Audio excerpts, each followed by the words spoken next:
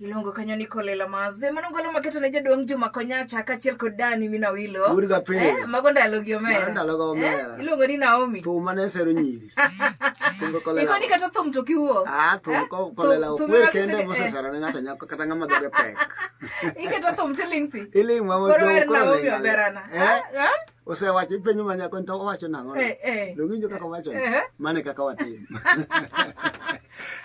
Yes, kakelo sabiche chopo koro dakika 38 chenro en Diero Nyango Express.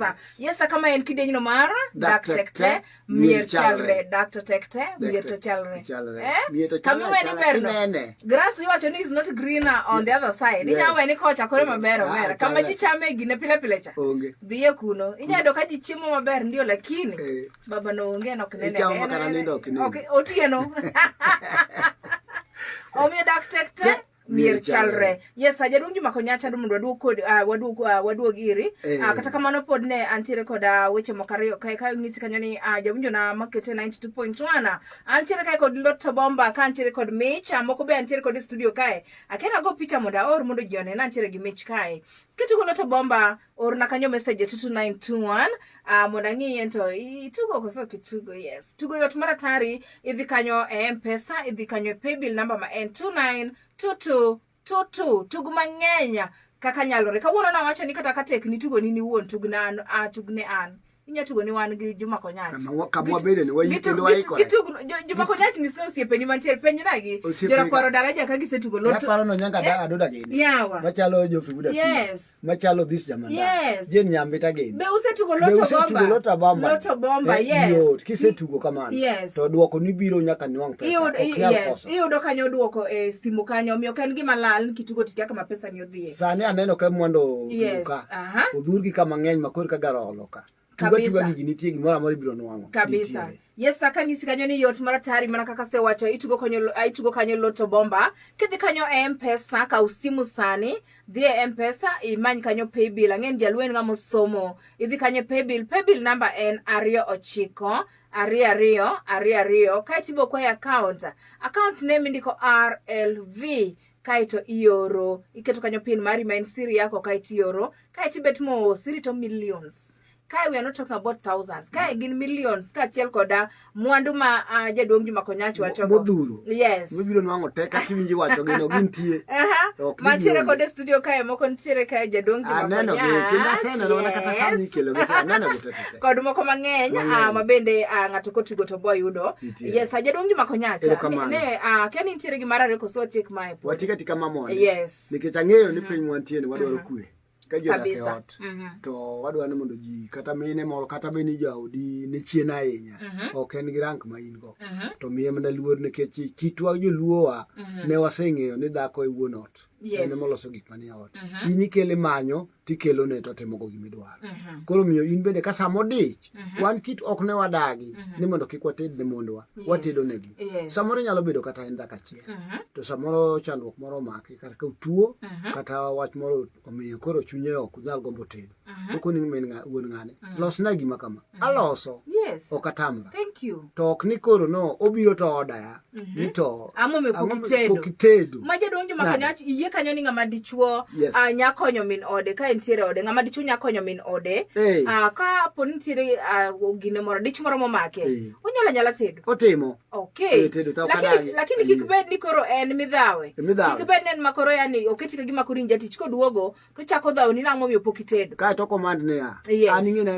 atedo mana chieng weekend kende in koro this weekdays gi onego bed ni itime kwa itime ka ng'ato ohero kohero okonego bed ni chune nikech dak to ji nyati mang'o ji nyakonyo nyalo konyore kendo wawinjo nikech ok ichuna nikech ne akeli ni mondo ikonya Jawinjo na yes wadhi nyime kanyo kod twak no ka ben agitwag no ka wapenjo kanyo ni 0733926061 in miyo kata kama ni kod miyo matiyo e office onego bed no keto chuore kaka jatich kose mane penjo mwapenjo kae Victoria yes.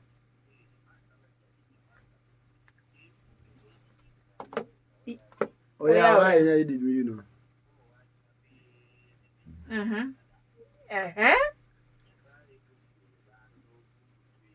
Yes.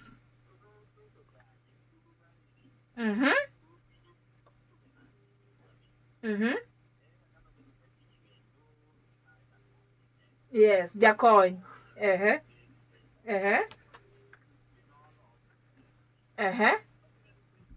Mm.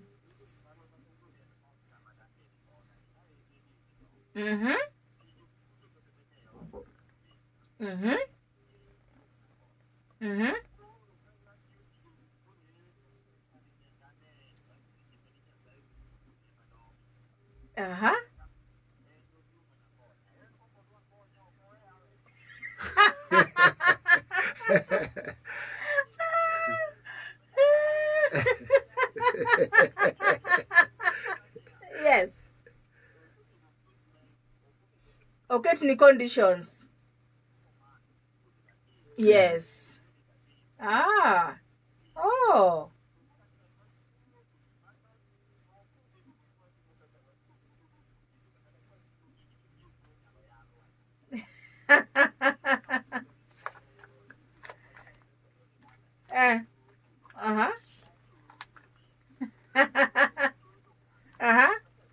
Mm.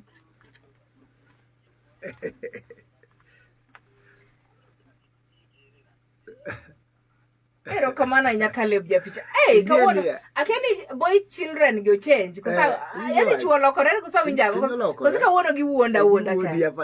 Giwuonda. Yani Caleb japicha be wacho ni en okone shida. To sama neno kowacho dhok moro kanyo niya ni toko to koro kinyatedo yawa to chiemo ne mama chong'iewo moketo piny ka to ng'e kwan chiembe to imbe ing'e dwa chiemo ka samoro onge en wang'o biro saa 2 to iti seme nyithindo chiemo lakini be jaduong' Juma Konyach kinyatedo amomiyo kinyatoko kwani was a difference donga wani sana en mana macha kichiko en mana macha koro kanisetedo itedo amomiyo kinyatoko nyaka itok chiemo koro ka wang'o biro dhi yali ni an kawe chiemo ot kandi ka dhi tich ka duogo tayudo kodong' na kenga 2 kende ochamo tieko to gi nyithinde mano do gidhi yali Victoria pole sana 0733926061 ini nene nango kam min ota en ngama tiyo office onego beni in kidonge ot itedo titimo tich monego beni otimo ka entie ot kose lakini parni jogi jomane jaduong' Juma Konyach wuoyigi baba tiyo jua kali to mama tiyo office dongana pan jogi giol gite en nani baba kuongo donjo chopo to mama duogo bang'e to mama ni nodwa leo pile office mane mitie nyaka sari otieno jaduong' Juma Konyach be en era be kada tedo mitedo go ni bende mar nyasi yawa nikech onego bichon to kapano office ma ji wuoke chon koso office mane koso office ne lokore yawa Victoria yes yes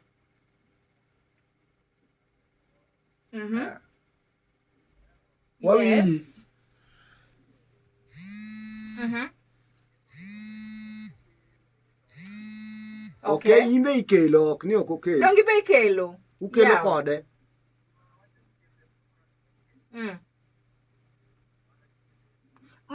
Jaduong' Juma Konyach. Yes. Okay. Lakini tedo tiye tedo. Jaduong' Juma Konyach adwa penjo be gima temo winjo kae dibed ni chuo masani ka dhako kelo to gionge gitabu mar tedo luoko gik makamago dwach ng'ato nikech ana neno niya ka ji mang'eny wacho ni onge shida ni onge shida koro ana neno niya mago nyiso ni samoro jogi paro ni dhako matiyo cha to imbe ina jua kali manyiso ni chiemo mitedo gi ni en manyiewo apana kiwacho kamano jogi tiyo te yes gitimo budget machal ikelo ikelo to bokelo koro chiemo michamo ot ka en maru duto to tedo ema koro ketigo nine midwani mondo itedi mangima kendo command ochuni nyaka itedi ine manyaka itedi en odhi apejo office ko dong jiae kata mana saa 11 ka to ka ji osea ochomo kanye to biro saa 2 otieno en ok obi ei ot to karomo ko chieng' mobiro maber to biro saa 1:30 to kobiro to penji ni to be ang'o mantie mwachamo to kikone ni onge to koni to kar mano gima ok anyal iwinjo juma ka juma en okono tiyo juma weekend e kotedo to modong te ine metimo to ka chieng' ma ok itedo mobiro to biro gi chiembe chuth spare mar nyithinde oting'o to ite ok omiyi wachni kata ka in jatedo okoro mano koro be embe uwinjru ane ka oyie ni mondo in koro iteda pile pile chieng' ma ok itedo to en obiro gi nyithinde chiembe machiemo to ite ok ichiemo mae ma wadwa mondo wakonygi nikech ng'ani neno pek chiemo to ging'iewo gi duto te gigo budget machal. Okay. Erokamano Nyario Wuod Kochia kawuok kanyo Barakuda Resort. Owach kanyo ni beti gi Juma Konyacha awinjo makare kata an ok ane kamano gima nya ketho dak mano kanyo Ario Wuod Kochia. Nyathi opondo daktari mosna kanyo Juma Konyacha. An mano ok anyal kata ka en tijno obedi mano kanyo Victor Pilot. Aneno kanyo ka be osewuok gi dhao kanyo. Oseywayo amen. An aketie batha kae e bath nyamburko kae achomo kodi mambo leo mano kanyo Sama Gango. Sama Gango wacheno winjo 92.1 Radio Lake Victoria makare. Ken Peters Nganye wachan good morning to you mwalimu. Wach kanyo na sedonjo mano kanyo mwalimu Ken Peters Nganye head teacher Maluore Primary School ka entiere Nyang'oma Bondo. Erokamano nya Tobias Nyamware wacho kanyo beti awinjo makare kod jaoda mano kanyo mama Wesley to penjina dadi dabo kachiel gi min soja ni bende owinjo beti kaka ochake malieta mano kanyo Tobias kantiere e Nyamware kakelo sabicho chopo gi dakika 40 koda abirio.